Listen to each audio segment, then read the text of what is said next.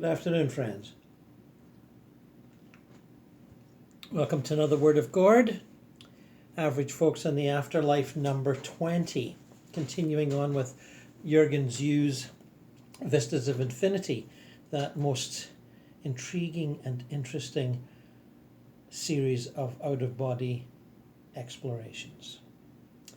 You will have noticed, if you've been paying attention, that there are several references either by Jürgen himself or people he meets to his the light around him, and how it seems to increase, and when he focuses on his heart chakra or does his meditation, his This reminded me of a much earlier book that I read from before in this series, Elsa Barker's Letters from the Light from 1914. And there's an interesting little reference to that phenomenon. Letters from the Light is actually subtitled An Afterlife Journal from the Self-Lighted World. So let me just pursue that reference for you. We are self-lighted when we are in that state. Letter 24, the beginning of letter 24, A Shadowless World. Elsa Barker, 1914, channeling a dead theosophist. I had been here some time before I noticed one of the most marked peculiarities of this world. One night as I was passing slowly along, I saw a group of persons approaching me. It was very light where they were, because they were so many of them. Suddenly, as I saw this light, a thought came into my mind, a saying from one of the Hermetic books. Where the light is strongest, there are the shadows deepest. But on looking at these men and women, I saw that they cast no shadows. I hailed the nearest man. You must remember that this was soon after I came out, and when I was still more ignorant than I am now, and I called his attention to this peculiar phenomenon of a shadowless yet brilliantly lighted world. He smiled at my surprise and said, "You have not been here long, have you?" "No." "Then you are not aware that we light our own place? The substance of which our bodies are composed of is radiant. How could our forms cast shadows when light radiates from them in all directions?" "And in the sunlight?" I asked. "Oh," he answered, "you know that in the sunlight we cannot be seen at all. The light of the sun is coarse and crude, and it puts out the light of the spirits."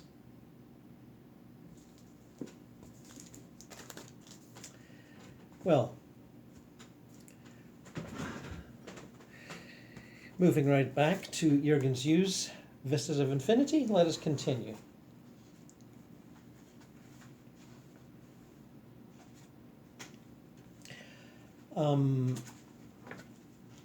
Some of you will have pursued the notion of energy healing and self-healing, and as has Jürgen.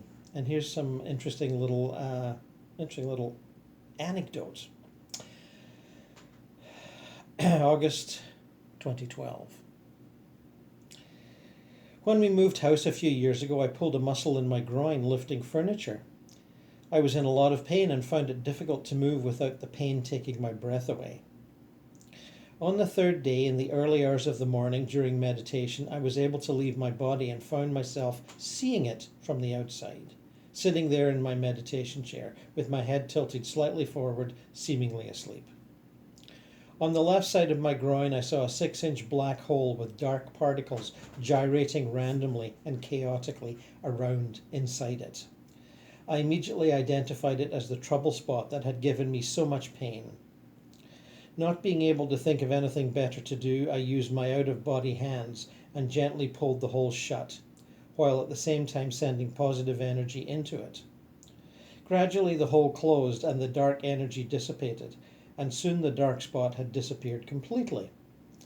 I decided to return to my body in order to check whether this was just a hallucination or whether I had actually closed the hole and by doing so eradicated the problem.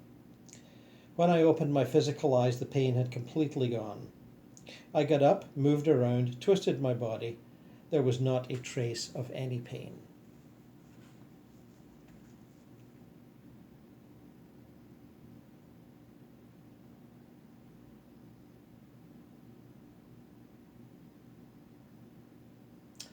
And now another out-of-body experience, quite related to the ones we have experienced so far.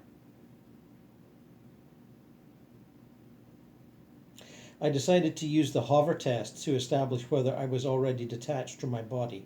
It worked. I hovered 2 feet above ground level in my meditation room. Something was strange though. The walls were all yellow instead of magnolia. I turned around to face my physical body in order to attempt the healing. To my astonishment and disappointment, my body wasn't there. This told me I had left the physical plane and was operating on the next dimensional level. Disappointed at not being able to heal my body directly, I made a half-hearted attempt to send some healing energy towards it, not even knowing where it was. Not wanting to waste the opportunity, I decided to call upon my mother, who I hadn't seen for over a year. I called her a couple of times and soon she appeared. I did not recognize her at all. I had become used to the fact that she had a habit of changing her appearance. But this time she had short, light brown hair, wore an elegant red woolen dress, and was aged about 20. I was impressed by how contemporary she looked, and when she gave me a hug, I soon realized there was no mistake. It was her. I asked her about her total makeover, to which she replied that I should begin to get over the fact that she was my mother, that there was more to our relationship than mother and son, and that in the past and in the future she was and would be many other things to me, such as a sister, a wife, a close friend, or even a husband. She laughed out loud at her last comment, and I enjoyed seeing her so cheerful, relaxed, and open-minded. Our short conversation told me that she must have been taking lessons in the laws of consciousness, and I was duly impressed. I had never been able to discuss any of these subjects with my mother when she was still alive. We then proceeded with a very deep conversation. She told me that she had been aware of my activities since we last met and had been observing how it had positively affected me and my environment, so that she had taken an interest in her own spiritual development. This she had clearly demonstrated by her comment that earthly ties are relative and limited, and that relationships are truly multidimensional and can happen in almost infinite configurations. However, I was still rather fond of seeing this woman as my mother because of the powerful memories that went right back to my early childhood. I remembered poverty and hardships, such that my family endured as refugees after the war. We had very little food, and my brother and I suffered from malnutrition. One picture came back clear in my mind of my mother whisking a raw egg and mixing it with a spoon of sugar. My brother was sitting on one knee and I was on the other, and she would feed us alternately a teaspoon of egg each. While she was doing it, she would sing to us in the sweetest voice and rock us gently. I don't remember feeling the hunger, but only her deep love, happiness, and security. This was still the same deeply loving woman who, in a radiant, youthful disguise, that displayed her inner love and beauty. She proceeded to discuss family relationships, the fact that she was very fond of my wife Julia, and that my father was reincarnated in Eastern Russia. She also told me that relationships develop, even difficult and complicated ones. Finally, we said our goodbyes. It was a very deeply rewarding reunion with her, and if there is one thing to be said for OBE experiences, it is the fact that it bridges the abyss death leaves between loved ones. Death is the great deception and blemish of our lives, and we would be well served for seeing it for what it is, a temporary parting of the ways that can be overcome by nurturing our dreams and turning them lucid.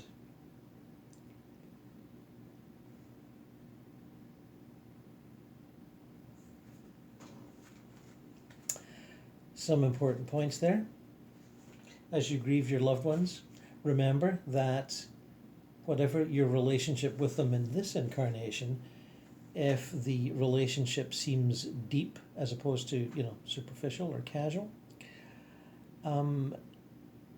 It is almost definite that you will have experienced the permutations that Jürgen hints at. So try to see them as eternal souls in temporary disguises, rather than the mother, the father, the son, the daughter, the cousin, the uncle, the business partner, the grandchild.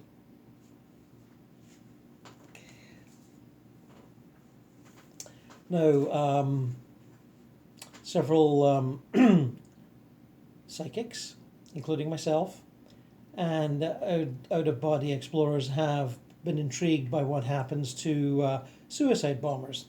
I have touched on this on another YouTube video some years back. I think it's called The Afterlives of Suicides and Suicide Bombers, or something like that. You can go through the WordofGord channel until you come to it.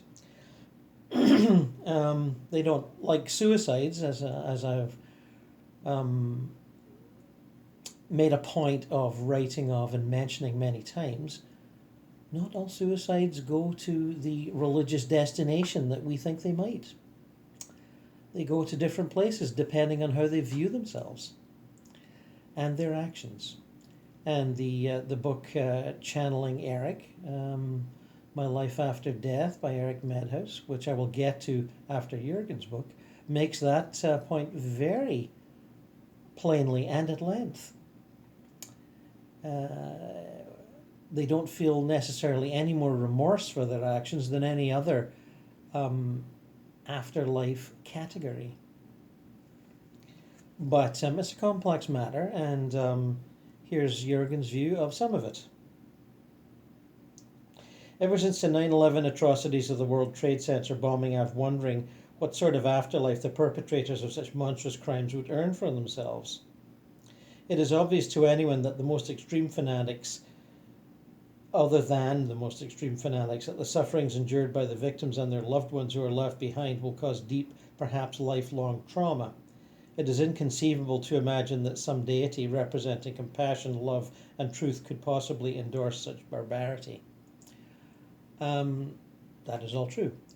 But there is a number of other viewpoints expressed by those who practice and study the plans that we make before birth, that some of us, not all of us, of course, and this is not to condone any violent action, but some of us seek to balance our karma by experience violent and death and suffering because we have caused it to others in previous lives. And thus, we have to set up situations where we can experience that. And we set it up by being born, choosing to be born in countries where civil wars are raging, or where it looks like they're about to rage when we become adults. And I have myself done some explorations on these matters and found such karmic setups in countries like, obviously Syria right now, Lebanon 20 or so years ago, Israel, or Palestine, whatever you like to call it, and Cambodia, where they had a massive civil war 30 odd years ago where millions of people were killed. Now, of course, there are other historical reasons for these things to happen, but there is the fact that some people recall making plans before birth to, as I say, balance their karma, which is extend their experience and become willingly victims instead of perpetrators, as they might have been 200, 300, 1,000 years ago. But this does not negate what Jürgen's about to say.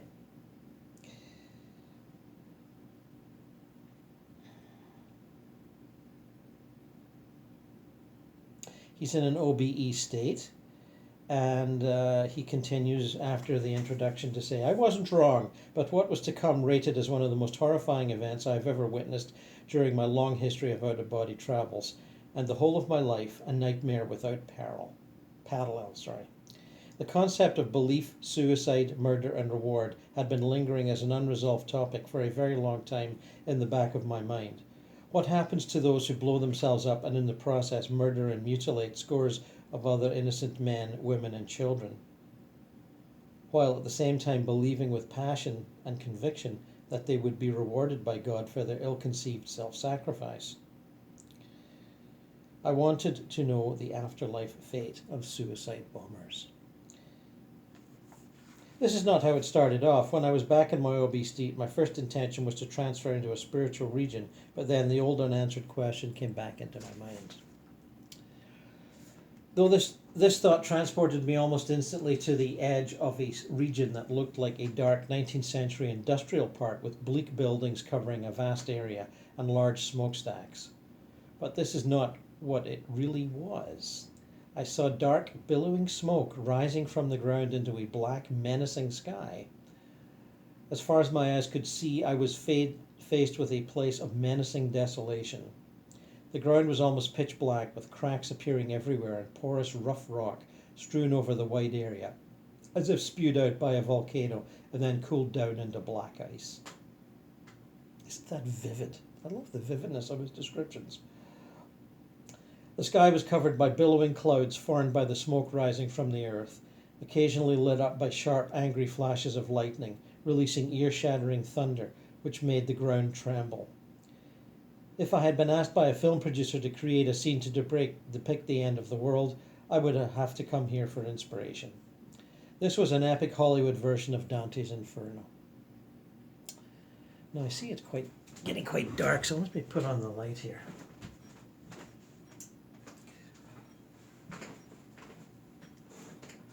With the next powerful thunderbolt, I began to regret my decision of having to come here. But curiosity made me urge myself further into the region until I finally discovered that the evil billowing smoke came from piles of slowly burning human bodies, who were wriggling in agony. In the very first pile I encountered, these twisting, charred and convulsing bodies were stretching their hands and clambering toward a person who was trapped right in the center of the pile, who himself reached toward the bleak sky, desperately praying for help. The person was surrounded by the very real thought forms of his victims and the representation of their pain. However hard he pleaded, his voice never reached past the heavy curtain of smoke that shielded and surrounded him like an impregnable bastion. I quickly noticed that this impenetrable layer was made of regret and the realization that the fate of his victims and their suffering could never, ever be reversed or erased. It was a wall of absolute impossibility, built from his victims' pain and unbearable suffering, and the overbearing realization that this was a deed that could never be undone.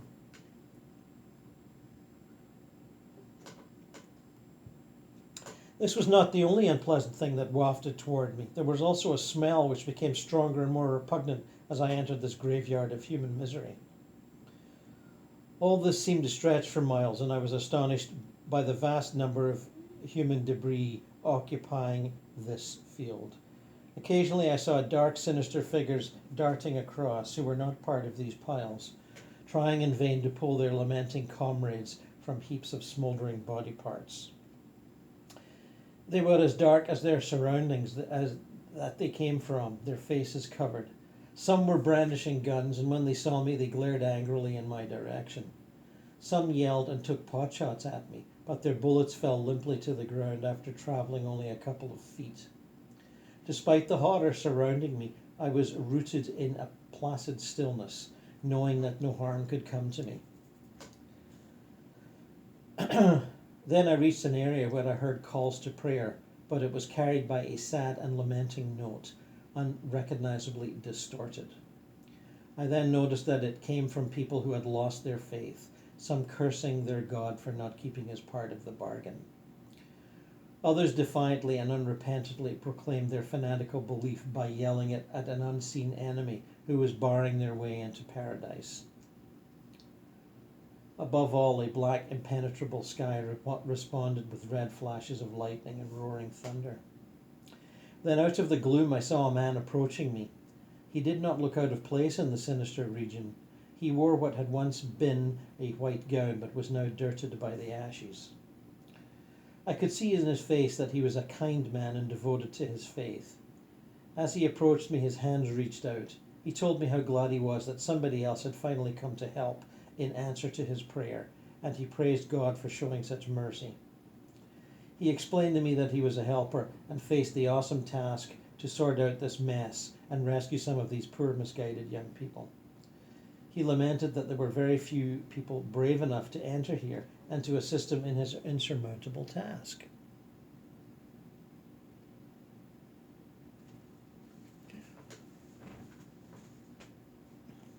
He directed my attention toward another pile of human remains.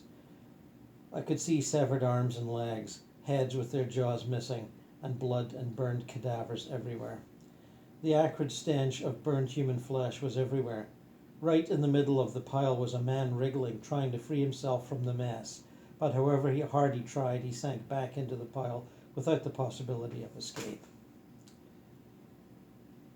Even so, he would sound out, calling for his God and pleading for mercy, but his prayer had no power.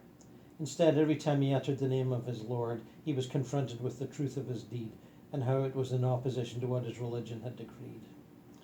And now, as soon as his prayer left his lips, it was reeled back and almost instantly by the agony of his suffering victims, which screamed back at him. And every time it did so, he felt their pain and the consequences of his act. The image of a mother holding her mutilated child rising out of the pile and then sinking back again, a child clinging to the dead body of its parents, the horror that consumed their whole being, a horse dying in the street, a young man staring in disbelief at his mangled body. All this played back in a feedback loop from which there was no apparent escape. It was an unending replay made worse by the realization that there was nothing on earth or under heaven that could make this heinous crime undone. Nothing is stronger than reality. My solemn friend in his tarnished robes began to see that it was beyond my powers to save these poor victims by their own action. But at least you must return and warn and report about this misery you have seen here in order to save people from their folly. Every person in the world must know that God is mercy and love, and nothing must be stronger than love. Unless people know the truth, then many more will have his fate, and many more will suffer and add to the numbers of the condemned in this region. It will get bigger and bigger. I told him that I was probably the most unlikely person to convince the brothers and sisters of his faith that he should try to find and convince somebody of his own faith to assist him. I told him that whatever I reported, it would only be seen as propaganda of the enemy, and would have little effect in changing any behavior. The man cast his head down and looked at the helpless pile of wriggling flesh. I felt sorry for him and wished with all my heart that he could find extra help. I looked at the miserable soul who was trapped in the pile of wriggling and smouldering limbs and felt a wave of sorrow and sincere compassion, and then directed my love towards him. I was surprised by the light emanating from my hand and lighting the region. In the light, I could see faces emerging from many more piles such as this. Lost, anguished souls turning towards me with their hands outstretched, reaching for the light. That was all I could do, but I hoped with all my heart that in some way it would break the horrific loop and free these people, who in the end were victims themselves. I walked through the vast killing field of misery, sending waves of light and hoping that through some mysterious way it would do some good and relieve some of this monstrous misery. While I was doing so, I was praying inside my heart that people would learn and understand the key tenet of their religion, which was love and not hate.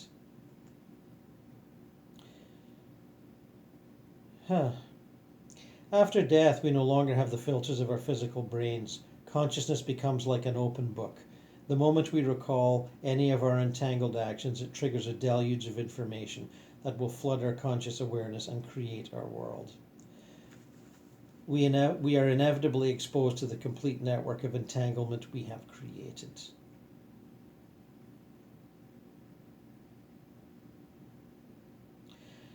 And later he says, of course, we have to bear in mind that each one of us may have been guilty of a crime or misdemeanor at one stage in our career of becoming evolved individuals. In my previous book, I described how I had become a member of a gang of revolutionaries in the Middle Ages who made it their mortal quest to ransack rich estates and kill the landowners in order to liberate the oppressed peasants. I then mentioned how one landowner had turned up in my present life and destroyed my career. My out-of-body experience had traced the route of entanglement, which stretched over hundreds of years. So what can we do to disentangle ourselves from the ill-conceived actions? The answer for this lies in our service and our heartfelt blessing. Our quiet service to others, putting them first without claiming credit, is an effective way. We perform our service quietly because we don't want to compromise the service by being perceived as irritating do-gooders and in the end being told to mind our own business. We can provide service in the most innocuous of ways. Once, as a young man hitchhiking through England, I caught a bus on the Isle of Wight. At the end of the bus ride, the driver, seeing me carrying my backpack, stopped me and started chatting. He then handed me a small glass tube containing dozens of layers of fine sands in various colours. He told me that these were all the different layers of sand that could be found if I went down to the beach. I was moved by his thoughtfulness and kindness and thanked him. When I came down to the beach, I was overcome with awe at the grand spectacle of the oversized and grandiose work of art nature had presented me with. I felt an incredible thrill, and in my heart I showed my sincere gratitude to the driver, and still to this day feel a kind of cheery fondness for him when I think of it.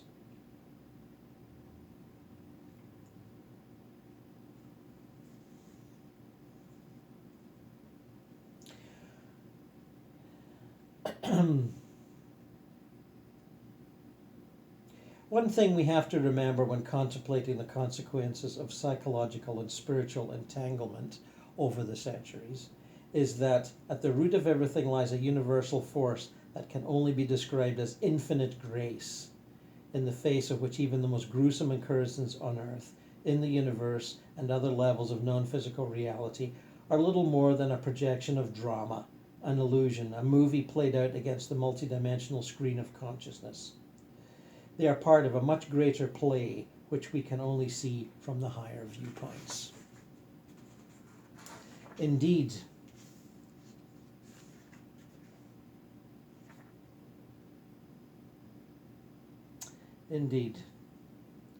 infinite grace.